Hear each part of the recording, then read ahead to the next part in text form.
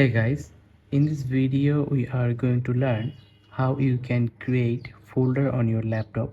It's a very easy and simple process. To learn it, you have to watch this video till the very end. If you are using a mouse, then you have to tap on this right button over here. Tap on here, then a pop-up will appear on your laptop screen.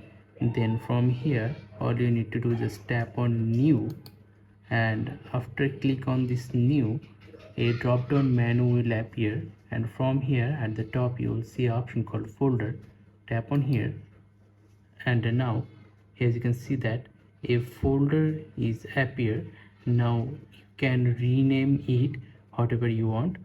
For example, I want to rename it take, and after type it, all you need to do is just tap on this left button on your mouse, and we are done. As you can see that folder has been created.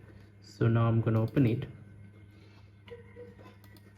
and as you can see that this is our new folder that we just created.